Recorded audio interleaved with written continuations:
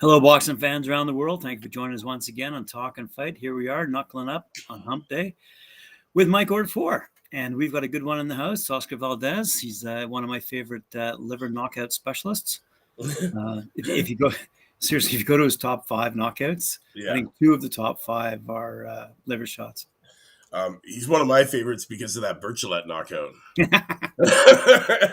which is still in the running right now for knockout of the year. Of the year, yeah. Yeah, honestly, what a big knockout that was. This super featherweight is now the WBC World Super Feather Champion.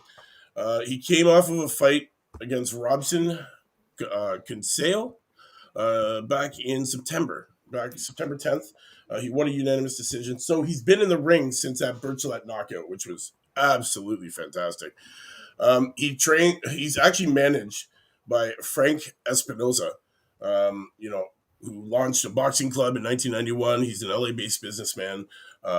He's managed people like Abner Mars, Daniel Ponce de Leon, Carlos Molina. He's got a ton of these guys under his belt that he manages, and it so happens that Óscar Valdez is one of them. What I like is back a little while ago, he's been signed to a multi-fight deal. So now this undefeated WBC super featherweight world champion, who is the fighting pride of Nogales, Mexico, has signed a new multi-fight promotional agreement with Top Rank. So Valdez, who is now 30-0 in his career.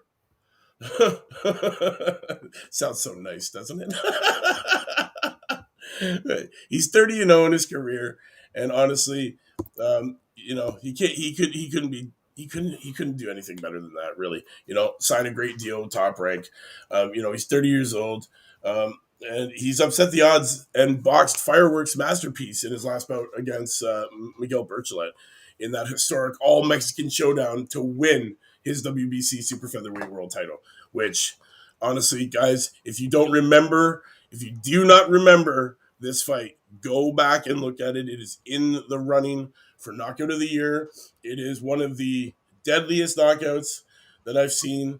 Berchelt literally walks forward, takes his shot right off the chin, and that's it, man. Sayonara, good night, see you later. But now he's got all this controversy going on in his life with this whole performance-enhancing drugs. Yeah. Right? Óscar Valdez, he's not the only person that's scrutinized by the boxing world after he tested positive for the banned substance phentermine ahead of his victory back in September.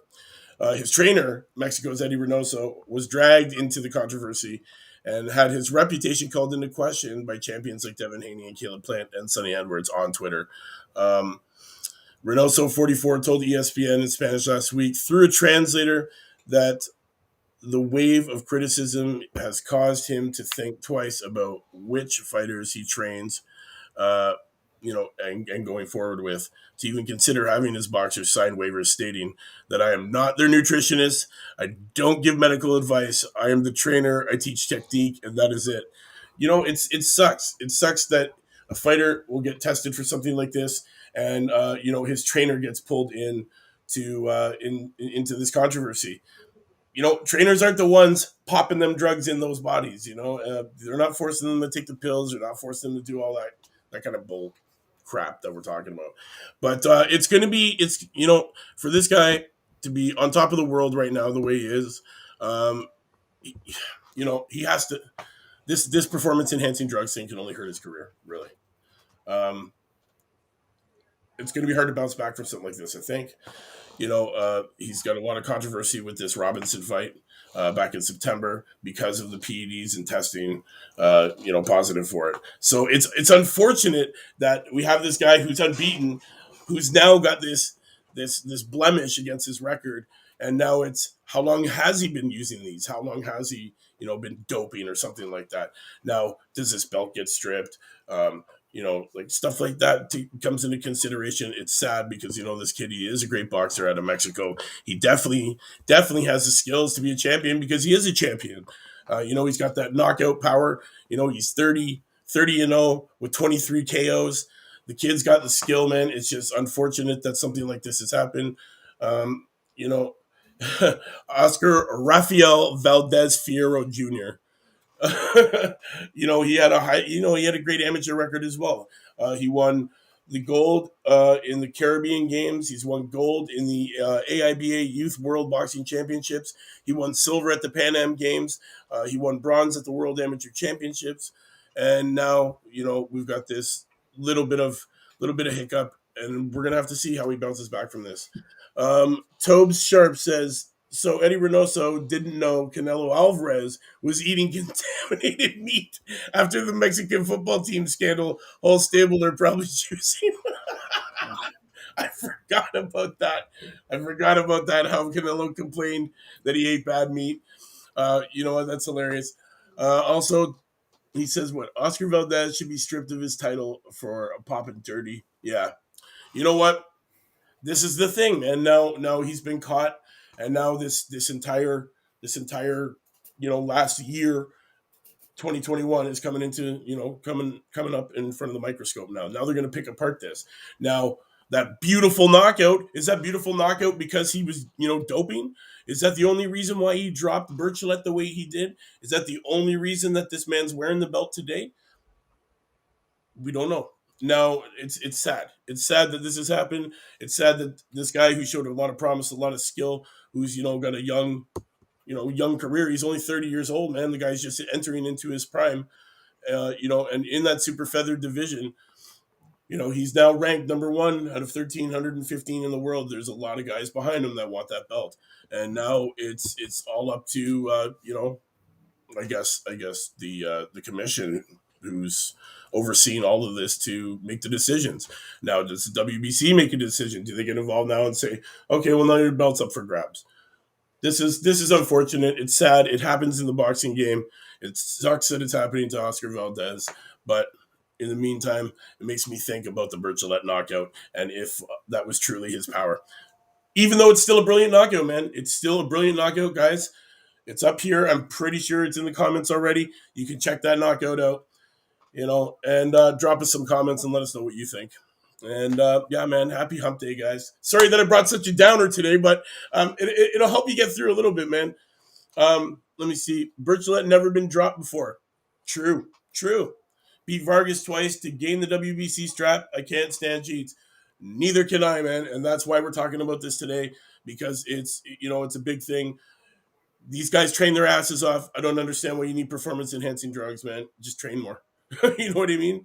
Like, that's what it is. Is he? You must have researched this before we came on today. Is he being investigated right now? Yeah, he's under the microscope right now. So he's under the microscope. He could lose his belt. He could lose his belt. He's under scrutiny. He's under scrutiny. He does the whole thing. I feel disappointed that I'm being, Reynoso is feeling bad that he's being criticized, which it's not up to him to say, here, take this and take this. But listen, man, you're on the team. You got to know, man. You got to know as his trainer whether or not your man is doping, because you've seen his best. You've seen him at his best of his ability. You're telling me that those gains that he's been trying to make through the entire time that you've been with him and his trainer, that all of a sudden he could make? It's kind of hard, man. It's kind of hard to know if Eddie Reynoso is in on it or not. If he is, then you got to check his whole stable, man. And he's got a stable full of fighters.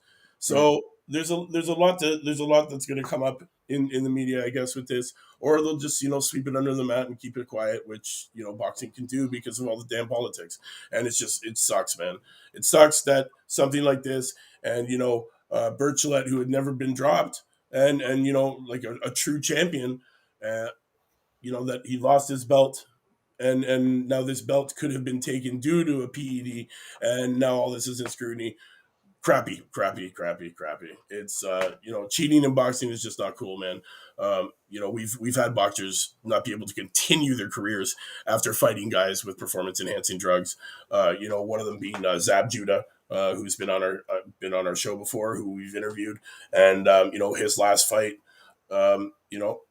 his opponent tested positive for PED and caused him not to be able to be in the ring anymore. So there's certain things like that. It's unfortunate that it's happened, guys. Check it out, man. Read into it. Check out these clips that we got. You know what? Drop some comments and let me know what you think. What do you think about him having to be stripped? Do you think the WBC should take that belt? Guys, let us know what you think, man. Drop comments, and we'll get back to you, and we'll do our best to answer you as fast as we can.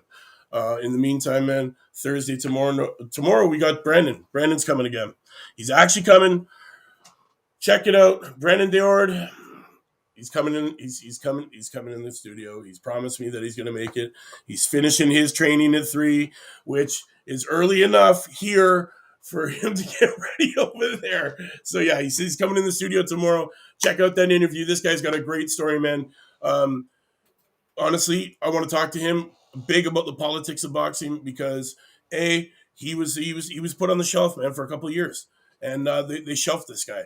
And I want to find out, how he stayed sharp, how he stayed ring ready, and how mentally he was able to beat that, because that's got to be hard. You turn pro, you get a couple fights under your belt, next thing you know, you're being shelved, and then you can't get a fight. It's got to be bad for you. This kid's got a great story, guys. So you don't want to miss that interview. Make sure you tune in tomorrow, 4 p.m. Eastern Standard Time. Knuckle Up with Brandon Deord. It's your boy Mike Ord 4. Knuckle Up. Happy Hump Day, everybody. We're almost there at the weekend. Almost time to watch fights, guys. See you tomorrow. Yeah, man, for sure. Knuckle up, everybody.